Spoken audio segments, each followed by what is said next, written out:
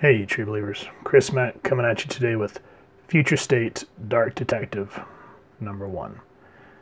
Now, I did not want to do any of the Future State books because I don't know about all of you out there, but I've said this many times in my reviews where I'm just event fatigued out. I've seen so many events come so rapid that it kind of loses its pizzazz, as where events were supposed to be, they'd come along and you're like, ooh, I want to see what happens, but now it's like constant. And that's kind of how I felt about Future State.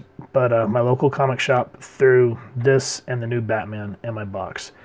And I figured, well, they were nice enough to, because what they'll do is because they know I like Batman, so they threw the Batman titles in. So I was like, well, you know what? Because they were cool enough to do that, I'll give it a shot. And this one, I have mixed feelings because I got engaged in the story. But then they did something that really, really chaps my hide. And I'll get to that in a minute. But yeah, without anything else said, let's just go ahead and jump into this thing. So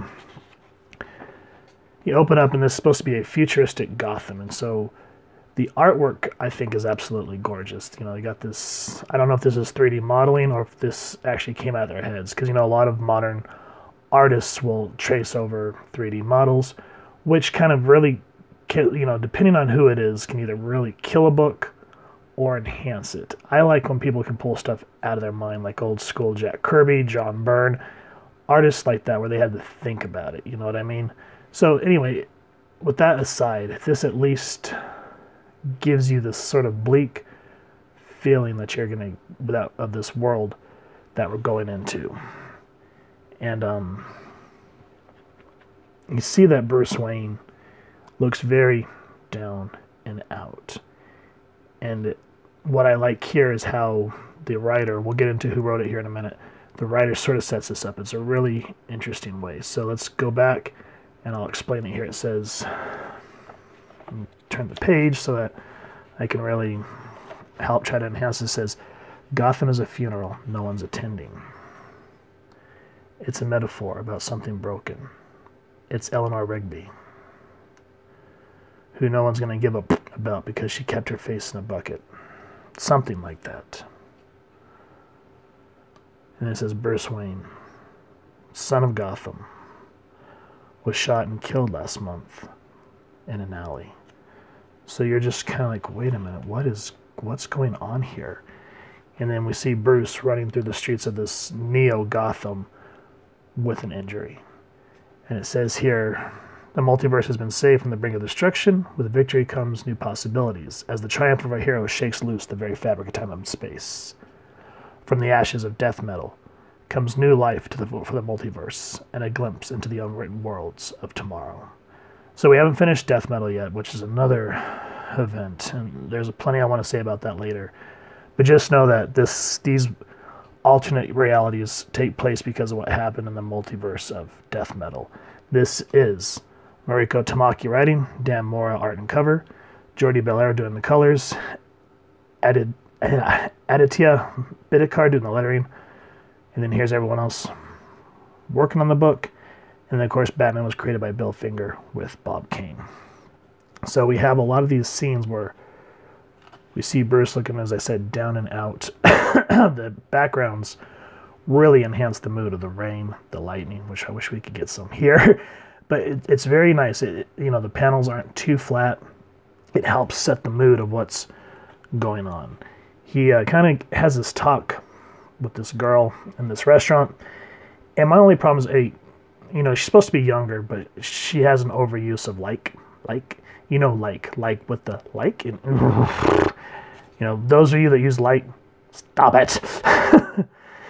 But anyway, we jump back and forth between past and present.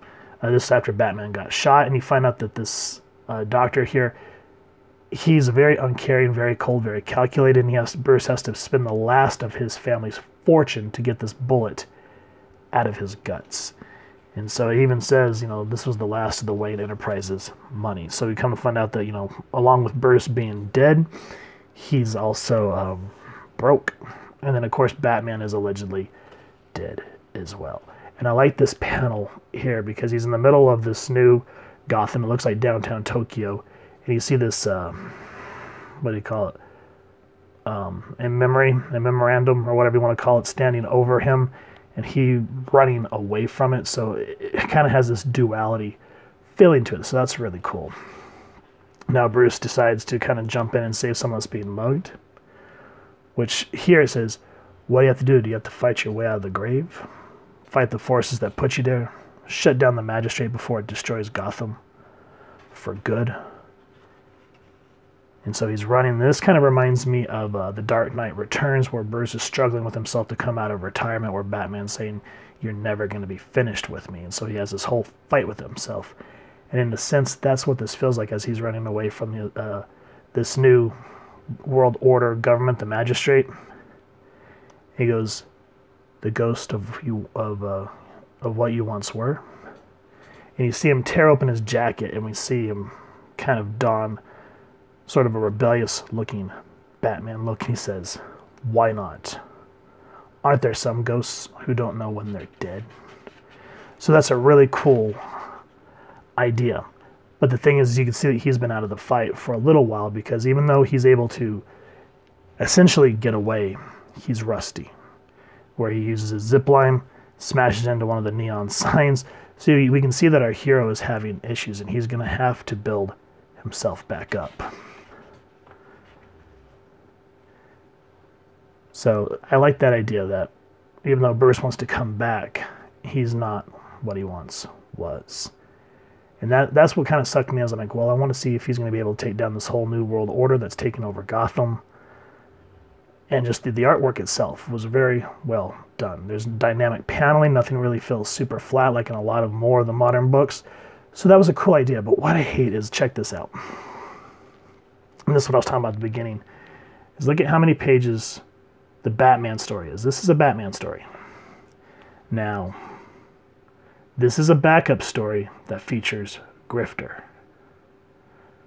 If I wanted to read Grifter, I'd read Wildcats. Or I really feel like this should be the other way around, where the thickness of the Grifter story should be the Batman story, and the thickness of the Batman story should be the backup Grifter story. So I don't even want to go into that, because this is what I was interested in. I kind of flipped through this, and I was just like, I don't care. I picked this up because I want to read about Batman. Now, don't get me wrong, Grifter is one of my favorite characters. But I did not pay... Where's the price? I did not pay $6. Sorry, that was kind of blurry. To read about Grifter. I paid $6 to read about Batman. Because it's a relatively thick book. But you can see the differences in the story. So this, to me, kind of feels like a preview book. You know how you'll pick up those thick preview books and they'll give you X amount of pages of each comic that's coming out for the year or whatever, so you can set it for your pull list. I feel like that's kind of what we got with Dark Detective, because there's this cool idea of Gotham fallen in the ruins. Bruce is battered and broken, but not defeated, and he's ready to rise back up. So that's, to me, a cool idea of a story. Now, I don't plan on reading a whole lot of the other future states. I don't even know if I'm going to pick up issue 2. It depends. Next time I go to my shop, I'm going to see if they keep doing this Batman Grifter thing. Because if that's the case, then I'm out. Because that's to me, crap. To give you that much Grifter story, which, okay, cool. But we bought this because we want to read about Bruce Wayne. We want to read about Batman. So that's just my personal opinion. So fingers crossed. And then, as I was just saying, I hope, even though they're doing this is a month-long event. Right now, all the major titles are canceled, so that's kind of a cool idea in the sense that they don't have like 2 stories running parallel. Because, you know, if you want to focus on something, then put something off to the side so you're not stretching yourself thin. And that's what I liked about the Age of Apocalypse, is they canceled all the main X titles, and they gave you, you know, still one of the most ultimate events that Marvel has ever done to date, in my personal opinion. So with that said, if you guys have enjoyed this comic book, or if you're curious about Future State, I would definitely recommend Dark Detective, because what Tamaki's trying to set out with Bruce, it's interesting. I like it. As you can see, it wasn't too wordy. The art really drove the story as a comic book should. There was dialogue here, dialogue there, you know, the inner monologue boxes there scattered throughout, but it kept the pacing going. So this book really moved. So maybe that's why I felt like it was short too, because I was engaged. Because, you know, whenever you're not bored and you're really engaged in whether it be a show, a movie, or a comic book, time seems to fly. So that may be it too. Again, it all is in the perspective of the reader at that time. So again, if you've enjoyed this, support your local comic shop and pick up a copy. And if you've enjoyed this review, we really would appreciate if you take a moment to hit like, share, and subscribe. Really helps the club channel more than you could possibly know. And if you wouldn't mind hitting that fancy little bat bell next to subscribe, that way as we continue to upload content, you guys will get notified. You can come to the channel, and we love talking with you all down in the comments below or on our social media pages, which I'll make sure to leave the links down in the description. And with all that said, I hope you all continue to have an absolutely amazing day reading, and happy hunting, true believers.